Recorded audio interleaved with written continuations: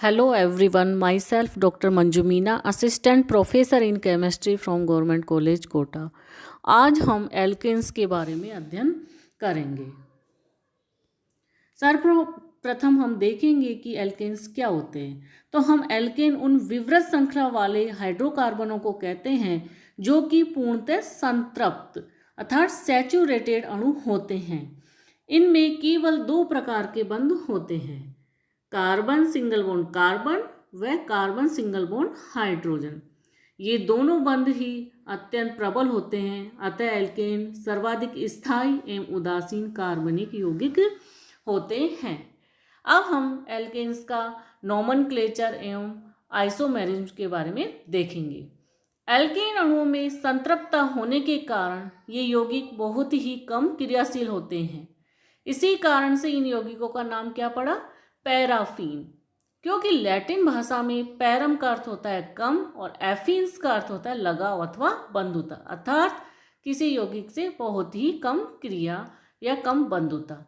कम बंधुता अथवा कम क्रियाशीलता वाले यौगिकों का नाम पड़ा है पैराफीन। और इनका सामान्य सूत्र क्या होता है एल्केन्स का, CnH2n+2। इनके नामकरण की निम्न विधियां हैं। रूढ़ पद्धति है सर्वप्रथम जो आई थी, ट्राइवियल सिस्टम। दूसरा आया था डिराइव्ड या व्युत्पन्न पद्धति। थर्ड पद्धति आई थी IUPAC सिस्टम। सबसे पहले हम देखेंगे रूढ़ पद्धति या ट्राइवियल सिस्टम क्या है, क्योंकि सर्वप्रथम यही प्रचलित विधि थी। इसके अनुसार क्या होता कि प्रारंभ में कुछ सदस्यों के नाम विशेष रूप से रखे गए थे जो कि उनके हिस्ट्री से रिलेटेड थे, और बाकी सब सदस्यों के नाम उनमें उपस्थित कार्बन परमाणुओं की संख्या पर आधारित होते हैं। जैसे कि हम यहाँ देखें, methane CH4, C2H6 ethane, C3H8 propane, C4H10 butane, C5H12 pentane, C6H14 hexane, C7H16 heptane, C8H18 octane इत्यादि। इस प्रकार से रूढ़ पद्धति के द्वारा एल्केन्स का नामकरण किया गया। सेकंड, हम देखेंगे कि इसके अंदर इस पद्धति में कार्बन परमाणु यदि क्या हो जाए, एक अशाखित श्रृंखला में हो तो उसे हम क्या कहते हैं, नॉर्मल, जिसे कि हम एन एल्केन कहते हैं। और यदि CH3 CH CH3 अर्थात समूह हो तो आइसो एल्केन कहते हैं। और यदि टेट्रा एल्किल कार्बन परमाणु हो तो उसे हम नियो एल्केन कहलाता है। जैसे कि पेंटेन के 3 समावेशी रूप होते हैं। ये है एन पेंटेन जो कि एक लंबी श्रृंखला में, ये वाला ग्रुप कौन सा हो गया, आइसोपेंटेन। और टेट्रा एल्किल वाला कौन सा कहलाता है, नियोपेंटेन। इसी कारण से जो पेंटेन है C5H12 के 3 समावेशी रूप होते हैं। अब सेकंड पद्धति हम देखेंगे व्युत्पन्न पद्धति या डिराइव्ड सिस्टम। इसके अनुसार क्या होता है कि इसमें हम मैथेन का एल्किल व्युत्पन्न मानते हुए एल्केनों का नामकरण करते हैं। जैसे कि नियोपेंटेन को हम टेट्रामेथिल मैथेन कहेंगे। यह पद्धति अधिक उपयोगी नहीं है क्योंकि अशाखित एवं जटिल शाखा वाले हाइड्रोकार्बन का नामकरण हम इस पद्धति के द्वारा नहीं कर सकते। ये कार्बन और इसके साथ 4 और दूसरे प्रतिस्थापित समूह जुड़े हैं, तो ये क्या है, मैथेन। तो इसका क्या नाम रखा गया व्युत्पन्न पद्धति में, टेट्रामेथिल मैथेन। अब हम देखेंगे IUPAC सिस्टम। इसके अनुसार क्या करते हैं, हम सबसे पहले लंबी श्रृंखला वाली जो चेन है उसका हम सेलेक्ट करते हैं और एल्केन को उस श्रृंखला का क्या मानते हैं, व्युत्पन्न मानते हैं। जैसे कि हम यहाँ देखें कि इसमें देखें, अगर इसको हम इस प्रकार से देखें तो 3 कार्बन आता है, और जब ऐसे देखें 1 2 3 4 तो इसमें लंबी श्रृंखला कौन सी होगी, जिसमें कि 4 कार्बन प्रेजेंट हैं। चूंकि 4 कार्बन वाली अधिक लंबी श्रृंखला है, अतः हम किसका व्युत्पन्न मानेंगे, ब्यूटेन का व्युत्पन्न मानते हैं। फिर क्या करेंगे इसके अंदर कि जो लंबी श्रृंखला है उसका चयन होने के बाद में हम एल्किल समूह की स्थिति व नाम अंग्रेजी वर्णमाला के क्रम में लिखकर उस एल्केन का नाम लिखते हैं। जिसका कि वह व्युत्पन्न होता है। यदि एक ही प्रकार के दो अथवा अधिक समूह हों तो एल्किल समूह के पहले डाई, ट्राई आदि पूर्व लग्न लिख लेते हैं। 6 कार्बन परमाणु तक के एल्केनों का नामकरण हम निम्न प्रकार से यहाँ देख सकते हैं। अब जैसे हमने यहाँ देखा, ये है मैथेन, इसके बाद में एथेन, प्रोपेन, ब्यूटेन, और ये क्या हो जाएगा, लंबी श्रृंखला कौन सी, दोनों ही लंबी श्रृंखला है, तो ये इसमें प्रतिस्थापित समूह 2 नंबर पे जुड़ा हुआ 2 मैथिल, तो इसका नाम क्या हो जाएगा 2 मैथिल प्रोपेन। इसी प्रकार से अब हम इसमें देखें IUPAC के अकॉर्डिंग C5H12 में सबसे पहले हम क्या करेंगे, इसमें लंबी श्रृंखला, ये क्या है पेंटेन या एन पेंटेन। अब जैसे इस प्रकार से लिखा हो इसका समावयवी रूप, तो लंबी श्रृंखला 1 2 3 4, और ऐसे भी करें तो 4 का आ रहे हैं, और सेकंड पे जुड़ा हुआ प्रतिस्थापित समूह मैथिल, तो क्या नाम हो जाए इसका 2 मैथिल, ये कौन 4 कार्बन वाले क्या कहलाता है ब्यूटेन, तो इसका क्या नाम हो जाएगा 2 मैथिल ब्यूटेन। और आइसोपेंटेन क्या है, इसका रूढ़ पद्धति के द्वारा दिया गया नाम। अब यहाँ देखें तो यहाँ 1 2 3 और 2 नंबर की पोजीशन पे 2 मैथिल समूह जुड़े हुए हैं, तो क्या नाम हो जाएगा इसका 2 डाई मैथिल प्रोपेन। तो इस प्रकार से हम इसका नामकरण करते हैं, और ये आपस में क्या कहलाते हैं, श्रृंखला समूह, इसमें क्या श्रृंखला अलग अलग है। नेक्स्ट एग्जाम्पल हम देखें C6H12, इसमें क्या है, ये लंबी श्रृंखला है, और कितने कार्बन है इसमें 6 कार्बन, 1 2 3 4 5 और 6, तो क्या नाम हो जाएगा हेक्सेन।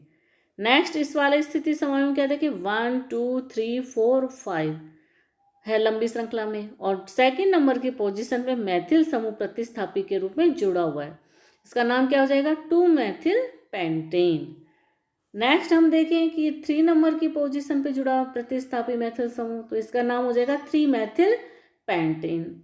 अब इस वाली श्रृंखला में देखें तो 1 2 3 4, तो इसमें 2 और 3 नंबर की पोजीशन पे 2 प्रतिस्थापी समूह मैथिल वाले जुड़े हुए हैं, तो क्या नाम हो जाएगा इसका IUPAC के according 2 3 di methyl butane. Next इसमें देखें 1 2 3 4, तो ब्यूटेन हो गया, और 2 नंबर की पोजीशन पे मैथिल समूह प्रतिस्थापी के रूप में जुड़ा हुआ है, तो इसका नाम क्या हो जाएगा 2 डाई मैथिल ब्यूटेन। ये आपस में क्या है स्थिति समावयवी। तो इस प्रकार से हम इनका IUPAC नामकरण करते हैं। एल्केन में सब स्थिति या श्रृंखला समावयवी के ये उदाहरण है। अणु में कार्बन परमाणु की संख्या बढ़ने के साथ साथ उनके समावयवों की संख्या में भी वृद्धि होती है। हेप्टेन में 9 समावयवी रूप पाए जाते हैं, ऑक्टेन में 18, डेकेन में 75 समावयवी, अर्थात तेजी से वृद्धि इसमें होती है। अब हम देखेंगे एल्किल समूह। एल्केन के एक संयोजी मूलक अर्थात एल्केन अणु में से एक हाइड्रोजन परमाणु कम, मतलब कि CH4 है तो उसका एक हाइड्रोजन निकल जाए तो क्या बचेगा CH3, तो को एल्किल समूह कहते हैं। सामान्यतः इसे R द्वारा प्रदर्शित करते हैं, और हर समूह का नाम एल्केन के एन के स्थान पे क्या में कन्वर्ट करके लिखते हैं इल। जैसे कि यहाँ मैथेन है, एक हाइड्रोजन निकल जाए तो यहाँ मैथेन एन है और इल लगा देंगे तो क्या हो जाएगा मैथिल। एथेन में से यदि एक हाइड्रोजन निकल जाए तो एथिल। तो मैथिल, एथिल, प्रोपिल, ब्यूटिल आदि को हम संक्षिप्त रूप में लिख सकते हैं। मैथिल को Me के द्वारा डिनोट करते हैं, एथिल को Et, प्रोपिल को Pr और ब्यूटिल को Bu। यदि यौगिक में एक से अधिक प्रकार के कार्बन व हाइड्रोजन परमाणु हो तो एक ही एल्केन से कई प्रकार के एल्किल मूलक प्राप्त हो सकते हैं। उदाहरण के लिए आइसोपेंटेन में 4 प्रकार के हाइड्रोजन परमाणु उपस्थित हैं। अतः इस एल्केन में निम्न 4 प्रकार के एकल संयोजी मूलक प्राप्त होंगे। जैसा कि हम यहाँ देखें, यहाँ से अगर यहाँ से एक हाइड्रोजन निकले तो क्या होगा 2 मैथिल ब्यूटिल समूह, इस प्रकार इसको भी 2 मैथिल ब्यूटिल समूह। यहाँ हम देखें कि यहाँ से एक हाइड्रोजन निकल रहा है तो इसको तृतीय पेंटिल समूह बोलेंगे। यदि इस जगह से एक हाइड्रोजन निकल जाए तो ये द्वितीयक पे है तो द्वितीयक पेंटिल समूह, और यदि यहाँ से निकले तो ये कौन सा ग्रुप था आइसोपेंटिल समूह। तो इस प्रकार से एकल संयोजी एकल मूलक प्राप्त होते हैं। अब हम देखेंगे classification of carbon atoms in alkanes. एल्केनों में कार्बन परमाणुओं का वर्गीकरण। एल्केनों के कार्बन परमाणुओं को हम इस आधार पर वर्गीकृत करते हैं कि कितने अन्य कार्बन परमाणुओं से वह कार्बन जुड़ा हुआ है। अतः एल्केनों में कार्बन निम्न 4 प्रकार के होते हैं: प्राइमरी, प्राथमिक, सेकेंडरी, टर्सरी और क्वार्टरी। तो जो फर्स्ट डिग्री कार्बन है, सेकेंड, थर्ड और फोर्थ डिग्री कार्बन में इसको हम विभाजित कर सकते हैं। फर्स्ट हम देखेंगे प्राइमरी या 1 डिग्री कार्बन, जिसमें कि कार्बन के साथ एक अन्य कार्बन परमाणु जुड़ा हुआ, वो क्या कहलाएगा? प्राइमरी या 1 डिग्री कार्बन। सेकंड हम देखेंगे सेकेंडरी या 2 डिग्री कार्बन, जिसमें कि कार्बन के साथ 2 अन्य कार्बन परमाणु जुड़े हुए हों, वो क्या कहलाएगा? 2 डिग्री कार्बन। थर्ड है तृतीयक या 3 डिग्री कार्बन, जिसमें कि एक कार्बन के साथ 3 कार्बन और जुड़े हुए हों, तो वो क्या कहलाता है? तृतीयक या 3rd डिग्री कार्बन।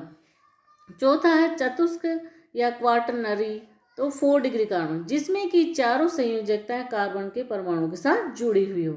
उदाहरण के लिए हम देखें कि 2,2,3 ट्राइमेथिल पेंटेन की संरचना हम इस प्रकार से लिखें, तो जिसमें कि चारों प्रकार के कार्बन परमाणु विद्यमान हैं। यहाँ हम देखें फर्स्ट नंबर का जो कार्बन है वो कैसा है? 1 डिग्री, क्योंकि इसके साथ एक ही कार्बन जुड़ा हुआ है। अब इसके कार्बन की बात करें तो ये कौन सा हो जाएगा? 4 डिग्री, क्योंकि इसके साथ 4 कार्बन परमाणु अटैच हैं। यहाँ हम देखें तो इस कार्बन से 1, 2, 3 जुड़े हुए हैं, तो ये 3rd डिग्री कार्बन हो जाएगा। ये वाला कार्बन की देखें तो इसके साथ 1 और 2 जुड़े हुए हैं, तो ये 2 डिग्री कार्बन।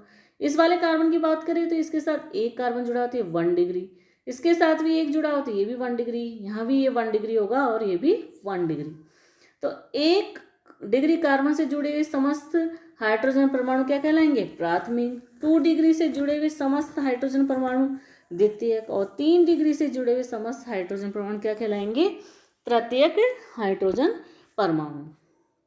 अब हम देखेंगे सोर्सेज ऑफ एल्केन्स या एल्केनों के स्रोत।